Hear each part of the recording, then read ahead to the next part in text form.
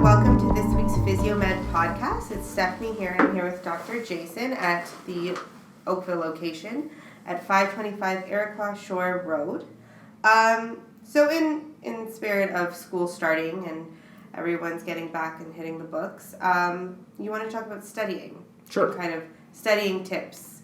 So I guess we can start with the basic of like setting up a study session. Sure. So yeah, we around going back to school time or later into the semester when exams start hitting, we always have students that will say, "Hey, I'm getting neck pain or back pain or shoulder pain because they've just been spending hours and hours studying." Mm-hmm. And clearly, I mean, we can't get away from that. You got to study. You're in school. You have to study.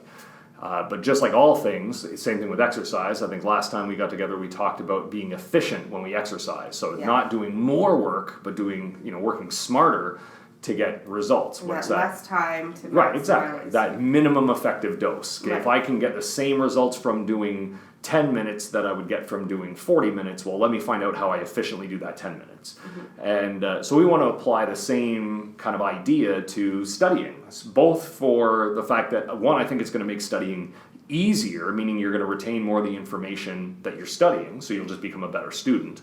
And two, it's going to be a lot easier on your body, right? If I have to spend hours, over a laptop or in front of a textbook or however people study now, I don't know. Mm-hmm. Then I want to minimize the postural effects on that. So very similar to what we discuss with people that work in kind of the office world or kind of the corporate world, we have something that we call the 20-20 rule. And we say that I should never be seated for more than 20 minutes without getting up and moving around for at least 20 seconds.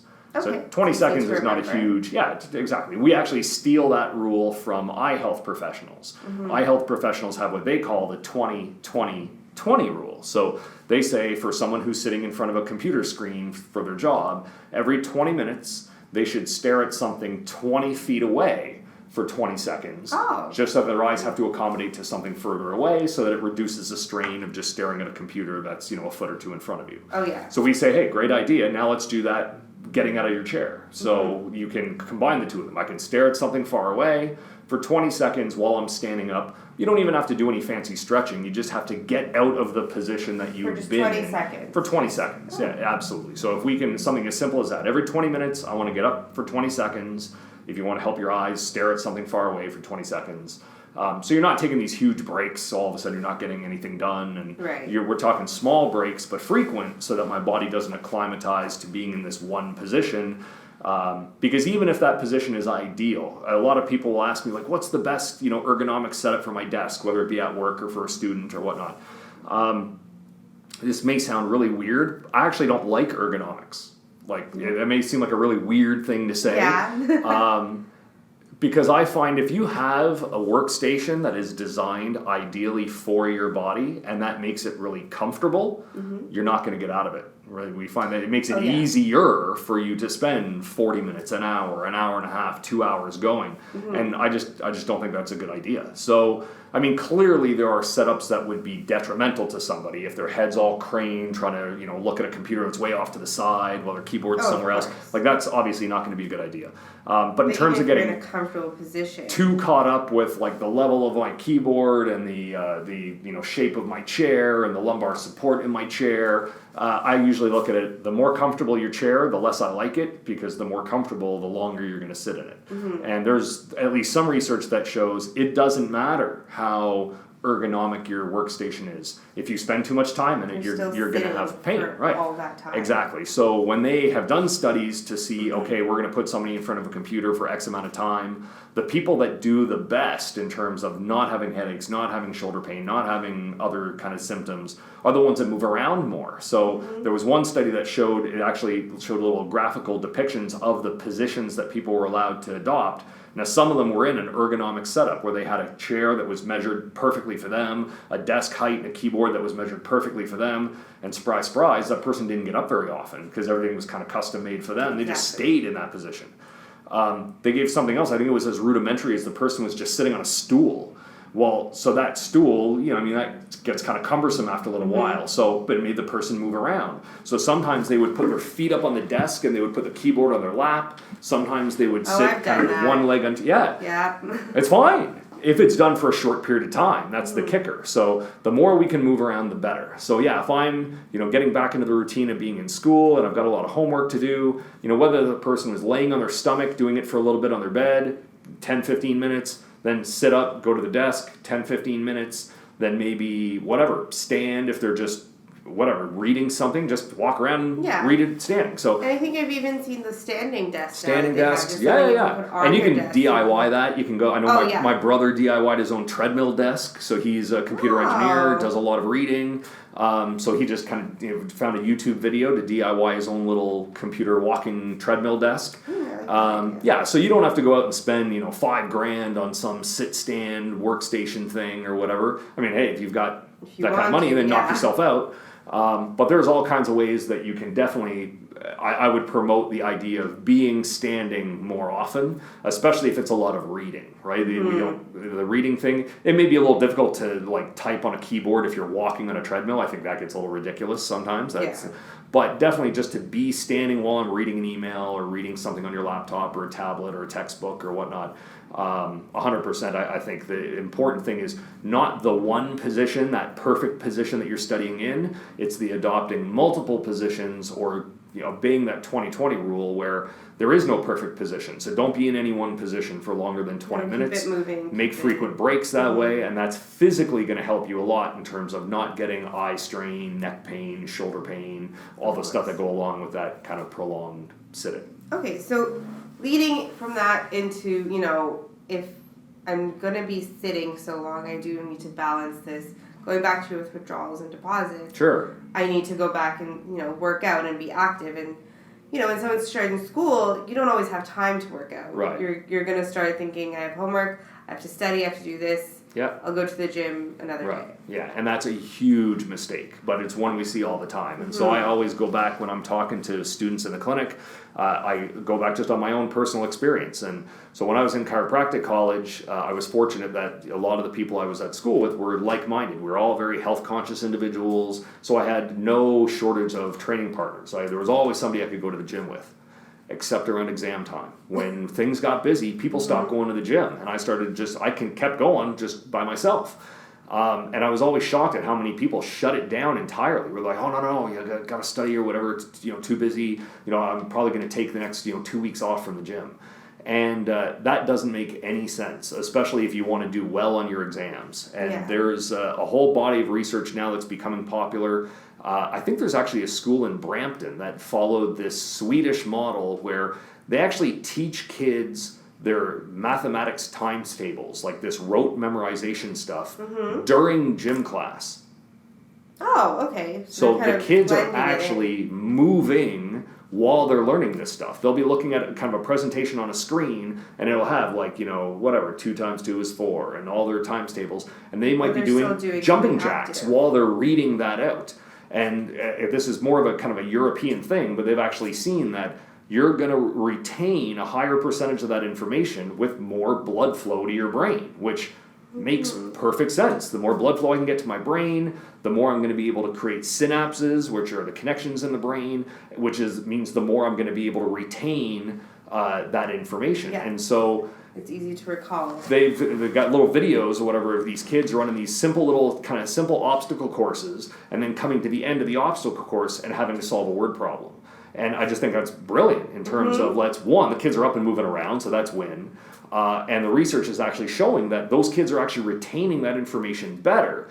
Now if you kind of think of, well, what if a kid's ADD sitting in a class and the kid can't keep his concentration level up? Yeah, they have that energy in them that no outlet. Well, a lot of times that kid gets ostracized and put in a special class, or now maybe we're looking at medication, when in reality, that kid may actually thrive in the environment where he's up and moving around. He or she may be the best student in the class if given the right environment in which to learn versus shackling them to a desk, which is super unnatural, and forcing them to try to sit still when they learn. When, I use this example with people. If you were at work or you were somewhere where you were sitting down and you got a phone call from a loved one, and when you answered the phone, they sounded distressed. You got a call from your spouse or your girlfriend or a parent or a child, and they sounded in trouble.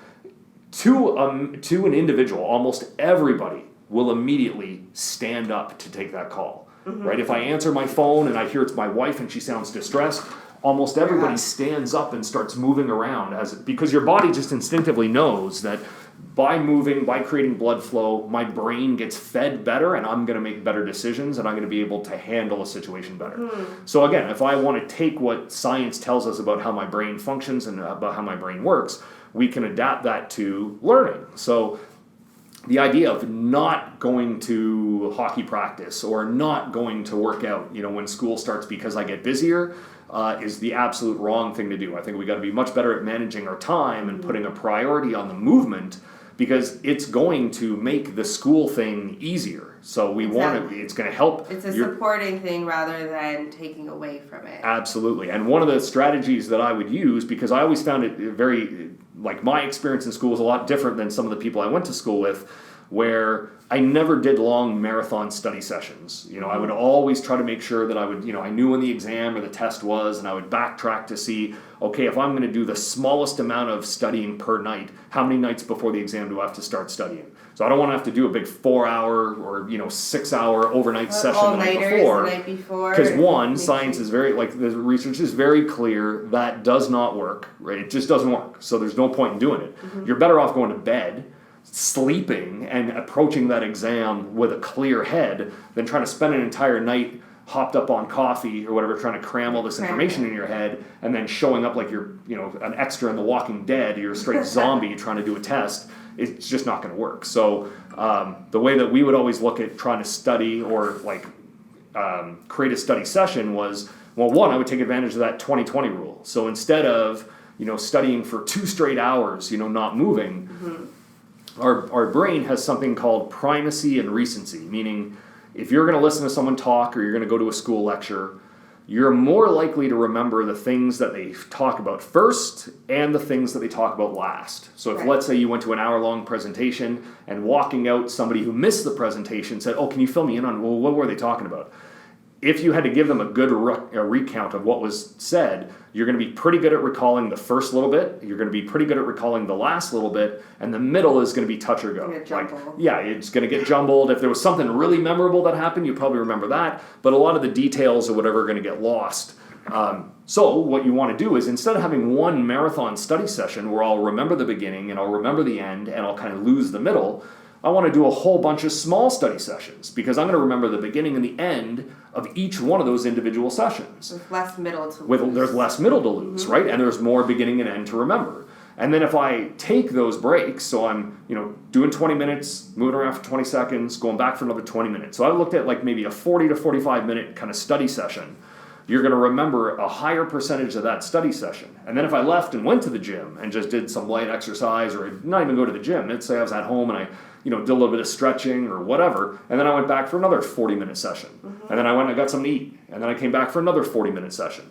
And then and so I had, instead of 6 hours of straight studying, I did a few hours where I did 4 or 5 smaller sessions. One, it's going to be easier on your body because I'm not sitting in front of the textbook, not moving for 6 hours.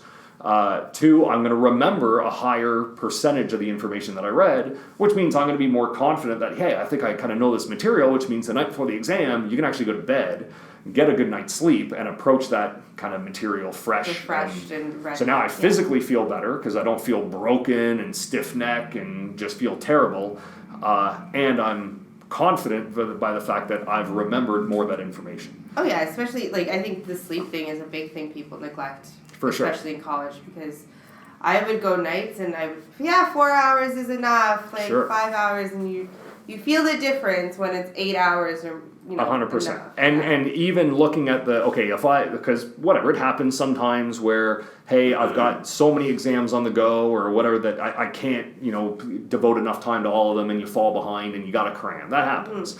But again, if we look at what does science tell me about how my brain works, there is some research that shows that I'm better off going to bed at my normal time and waking up early to start studying than to try to cram everything in late, crashing at 2 o'clock in the morning or 3 o'clock in the morning and then having to get up. So if I only could get 3 or 4 hours of sleep a night before exam, I would rather that sleep happen from 11 to 3 and then get up and start studying then stay up till 3 and try to cram, wake up at 6 or 7 to get ready for this exam. So again, there are ways to just kind of plan things out to minimize the physical impact of being back at school and studying, as well as stacking the deck in your favor, that all the time you do spend studying is going to pay off better dividends, and I'm going to actually retain more of the information and actually do better as a student. Studying smarter. Exactly. Okay, thank you so much. Not a problem. I'm sure everyone will be very grateful for all these studying tips. I hope so. Thanks.